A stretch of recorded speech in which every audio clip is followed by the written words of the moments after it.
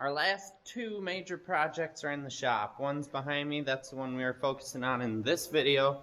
And then the other one is my John Deere disc vine 925, I believe it was, that I bought last year, and it locked up mowing the well, it didn't even get to mow. It locked up in the driveway of the first field. So water pump replacement on a Rogator 1254. There's nothing online about this, no tips or tricks of the trade or nothing, so we are going to be winging it today. I gotta go find a ladder though, because climbing up on the other side and going all the way around the tank and squeezing around the exhaust and the air intake to get on this side is not too fun. But plan of attack, we're going to take the alternator off. That's 2 bolts. I don't think we need to take any of the wiring off. It can tuck down behind the starter. Water pump is on the other side of this tensioner, and we gotta try and get to it. If we can get all that stuff off on top, including those engine braces and stuff, then we can take this off. They didn't make this split, which sucks. You guys are terrible Rogator engineers. Get this off, get the fan off, and lift it up and out of the way up into that hood cavity, and then there will be all sorts of room to get to the water pump. I didn't take a real close look at it in the fall when I was spraying wheat herbicide and the water pump went out. Well, it didn't go out, but it started leaking.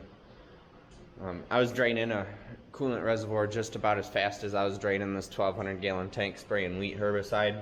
Luckily, I only had 2 loads, so we were topping off and going back out again. I'm still having EIP issues. If you don't know what that is, it's electronic instrument panel. My panel, especially when it's cold, likes to just sit there and reboot, or just not even come on. And if you hit the dash around it, then it'll come on. So I don't know if anybody has any experience with Rogator EIPs and know what that's about. I talked to the dealer last year and they sold me that new $3,000 EIP, and that didn't fix it. So my next plan, with being able to hit the dash and get it to boot up, I'll just climb up there and show you guys just in case you don't know. This panel on the right is the EIP. This one is just like a external monitor, I guess you could say. All the computer is in this side. So we replaced this. Cost about $3,000 last year. And it still doesn't work right. I can hit the dash up here really hard, not like that because it hurts when I do it. I can hit it and get it to reboot. Once you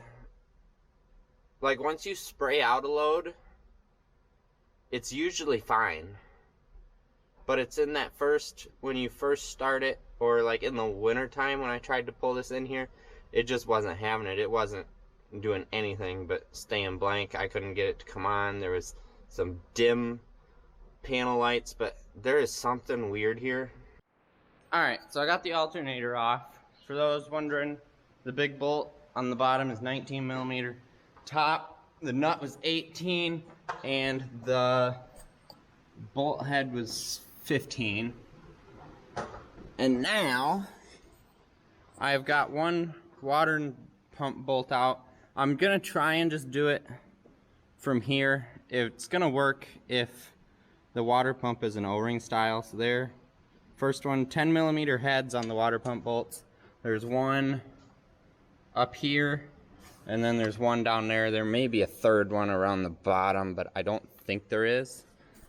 It feels like it's 2 bolts. Get this last one out, see if we can pop that water pump out of there. I'm hoping it's an O-ring style. That way I don't have to worry about getting a gasket in there and gasket maker and all that. But if it is a gasket style, we'll have to figure something out still, I guess. But we'll see.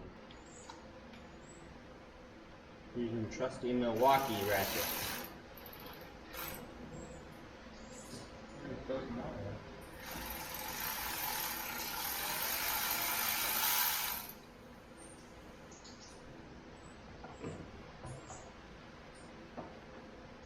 So there was some water in it. There's a weep hole there, and you can see it's all rusted up, so that means there was coolant coming out the weep hole at some point. And that is pretty much right where I saw it bubbling out. There's not a whole lot of visibility, so I'm going off of what I hope I saw, and that's water coming out the weep hole. But you can see that, I think, maybe. I don't know if the camera's focusing or not. You can see how corroded up that weep hole is there. So I'm guessing it's the seal went out. And it's hard to tell, but it does look like something's a little off behind the turbine.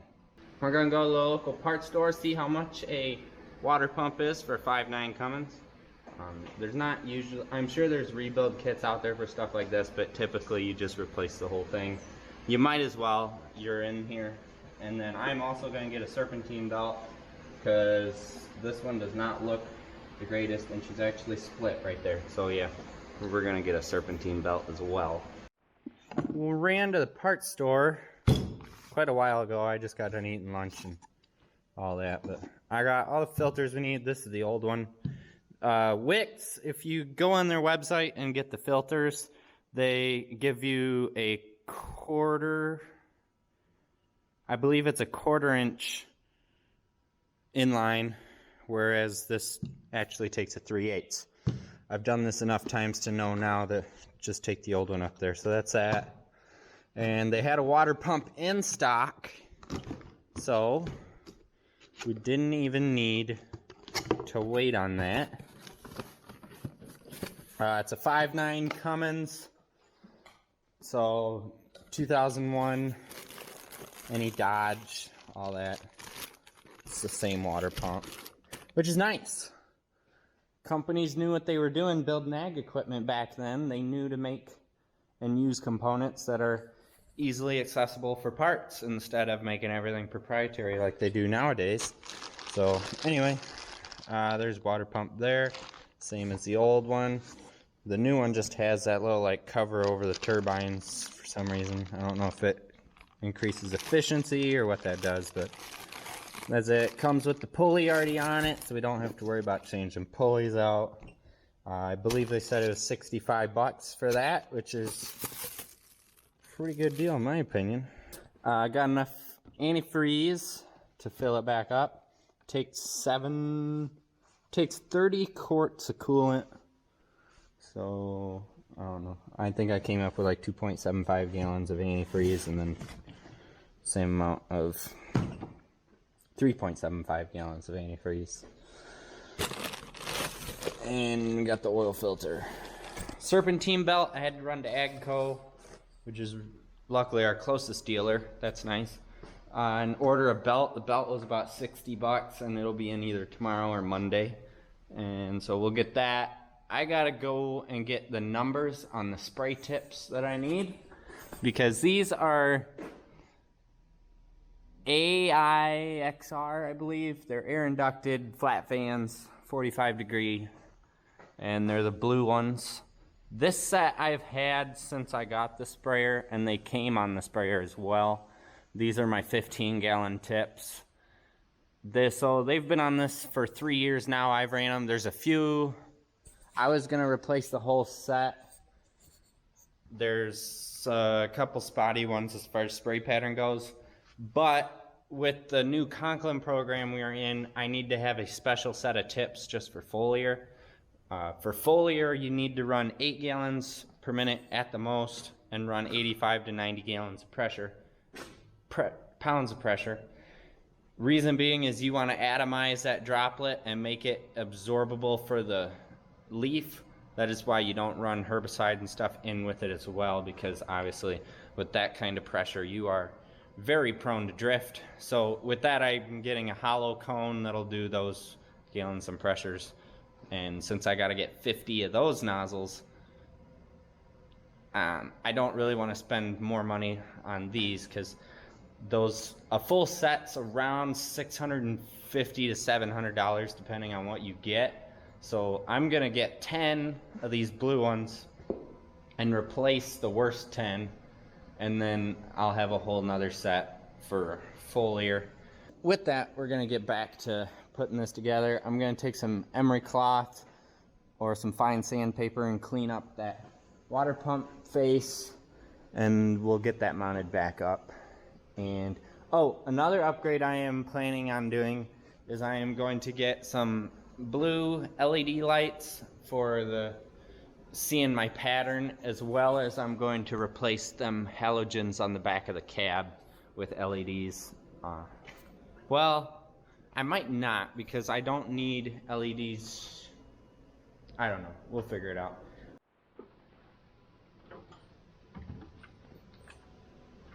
The new water pump is on. You can see that shiny pulley there. So we're gonna dump 2 gallons of coolant in, and then 2 gallons of water, and just keep cycling that. Well, I'll do 2 and 2, and then I'll go to 1 and 1, and we'll see once we get her filled up if she's gonna leak or not. Whoa, almost lost that one. There's not a lot up here. It'd be nice to have a little platform here. Once we get our belt, I'll get that most of the way put on before we put the alternator back on, just because it looks like it'll be easier to get to that and get the belt around the fan. But today we can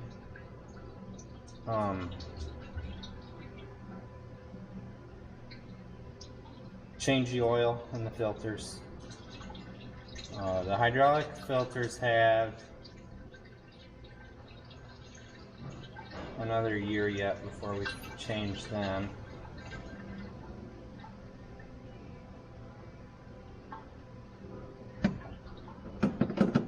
This got about 100 to 120 hours on it this past year.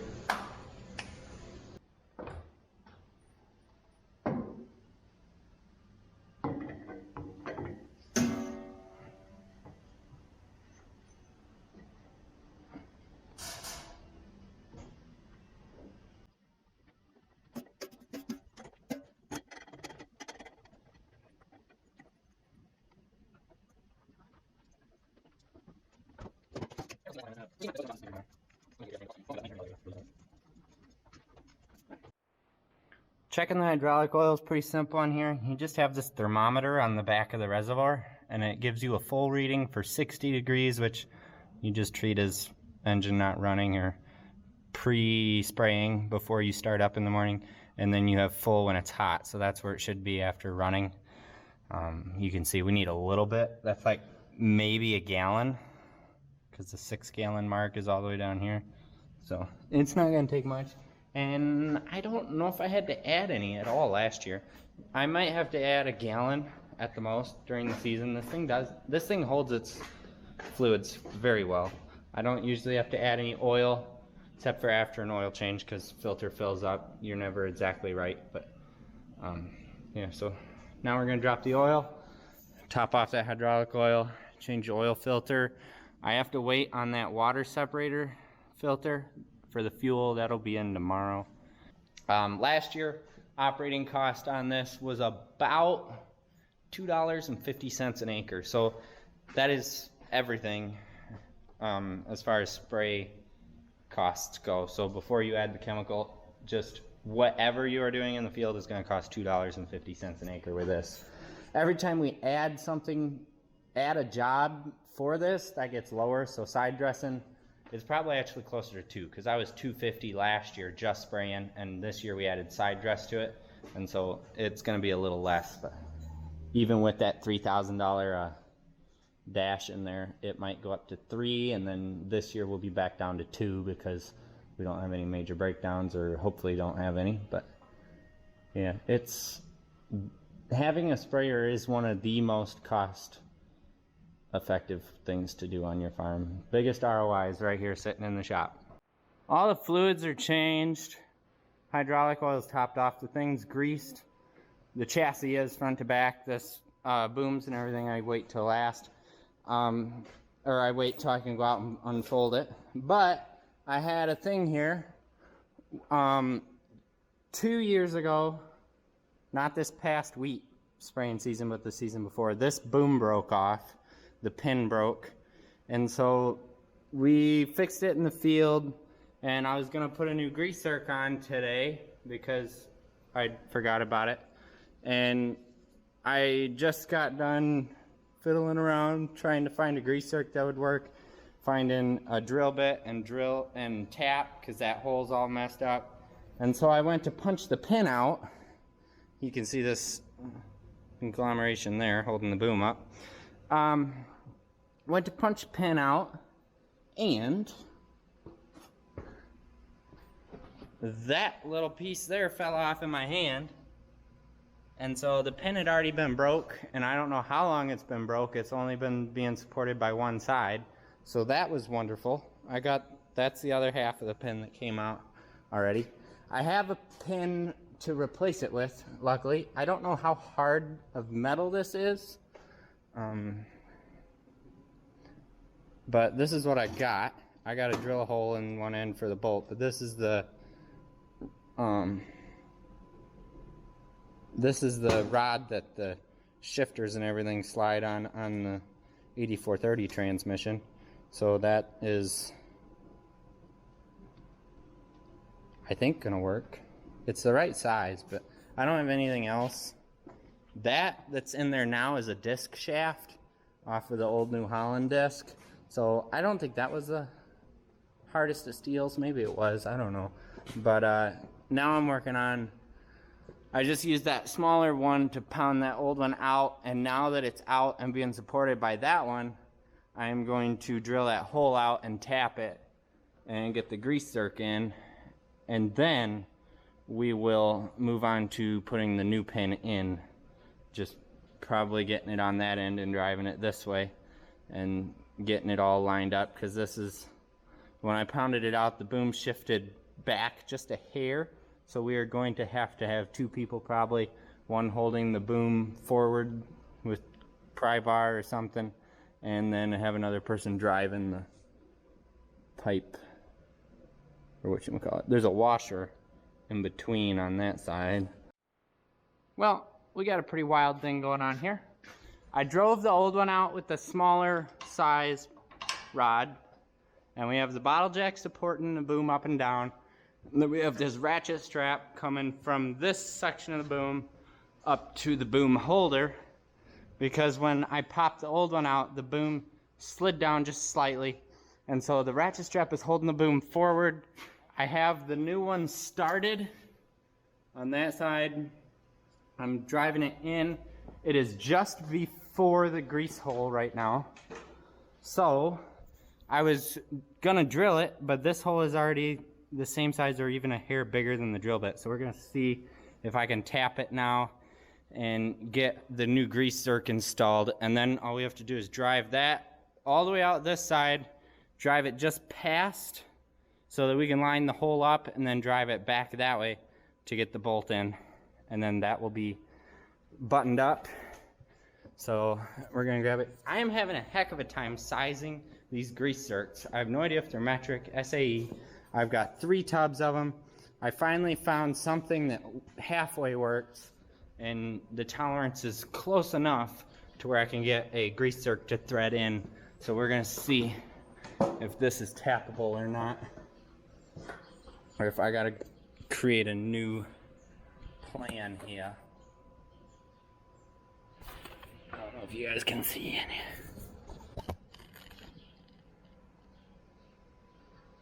So let's see. First of all, we got too much crap in the way. Let me go grab a different handle. I'm hoping this is the size it was before, so it should either tap or chase the threads or something.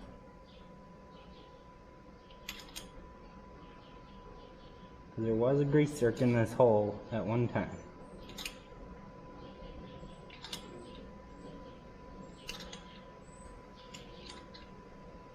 This is an Icon tap and die set, just to FYI, if anybody's a Harbor Freight enthusiast like me. Alright, well, there seem to be threads there. See if they're right. They probably aren't, but I'll go get the grease zerk now. Threading in the grease zerk.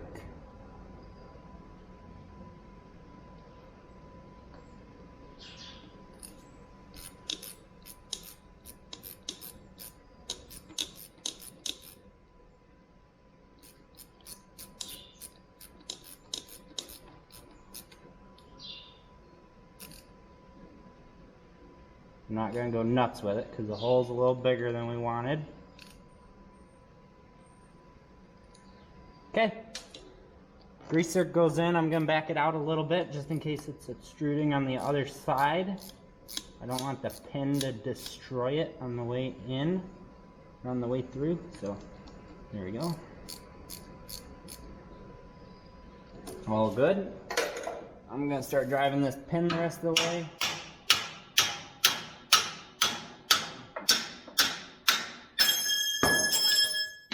Okay.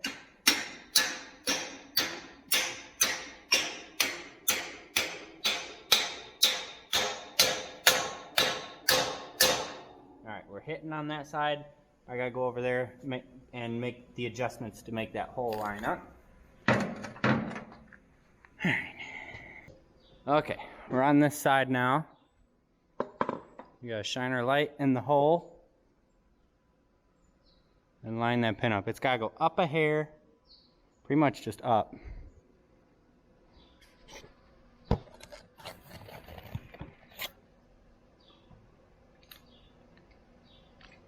I think this jack keeps settling out is what happens. Up, up, up, up, up, up.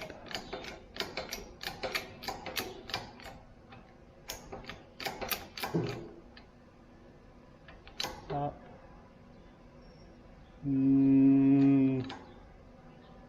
Yeah, I can see the jack settling out. Harbor Freight enthusiast, but the bottle jacks ain't the greatest.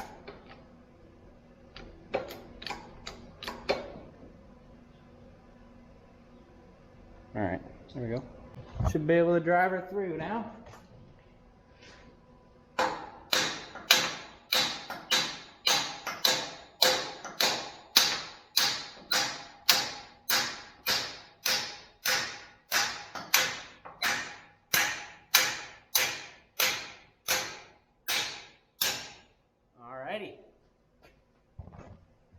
I went a little far, but it really turned on me on the way through. Jeez.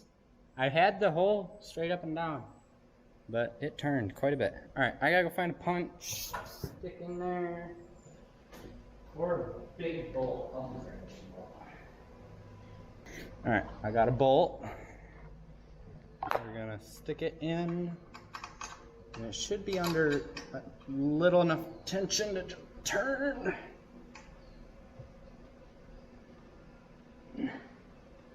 And see if the bolt is somewhat lined up with the hole. I think so. Alright, I'm keeping the bolt in the hole because last time when we hit the pin in, we went from this direction and that hole closed up on us on the way through. That was probably a sign that the pin's too soft.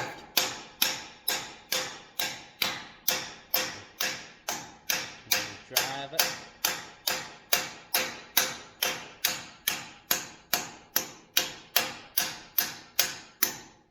There. Looks like that's gonna line up. And then I gotta go get the proper size bolt, which is two things you always need to carry on you. 6-foot tape measure and a flashlight. We need 2-inch 5/16 bolt. Alright, 2.5 will work, I guess. Alright, pull that out. And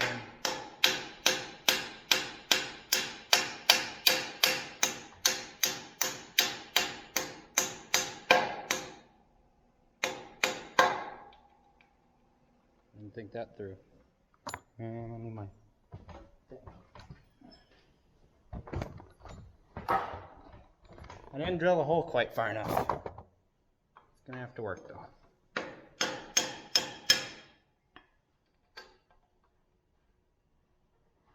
Okay.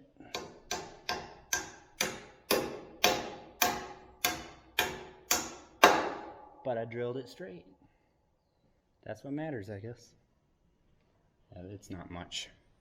It'll be okay. Alright, now I need hardware. Threads are a little nicked on the bolt, but I think it'll tighten down okay.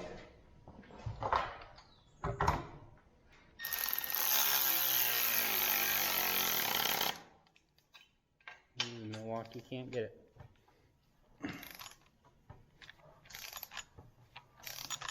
Like I said, threads got a little mushed on the bolt. That's why I put a green bolt in there, but apparently it still wasn't enough.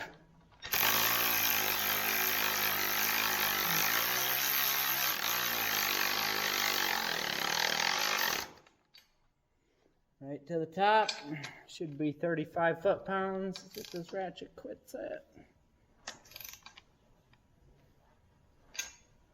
I think the bolt broke.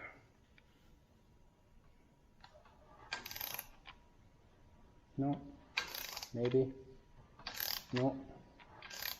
I think the nut stripped out.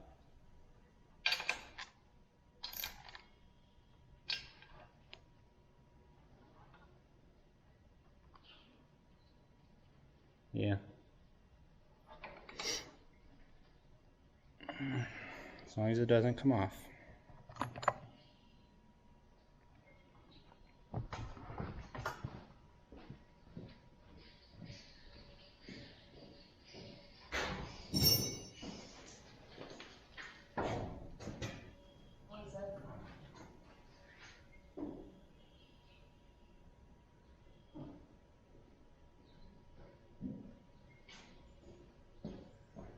Alrighty. First thing we're gonna do is take tension off of the ratchet strap.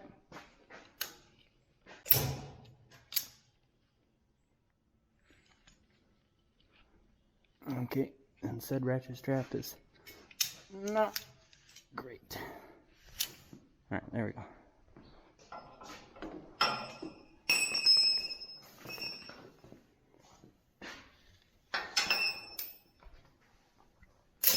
I'll roll that up tomorrow. I think this is the first time we've really used this jack stand for something in the shop. We've got a second one. When we bought our car lift, the guy gave us those jack stands because we bought the car lift. But you're probably like, what? You got a car lift? I've never seen that. Yeah, it's because it's still sitting disassembled in the barn. We bought that thing like 8 years ago. And the concrete in the shop, the big crack there, there's a crack over there, is not strong enough for that car lift to be put up yet. At some point in the future, we'll have to re-pour this floor. This floor doesn't have rebar. I think it's, it might be 8 inches with. We're gonna let this down and hope the pin holds up.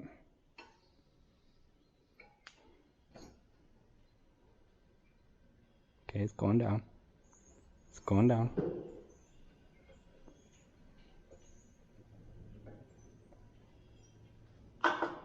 I think we're gonna live. All right.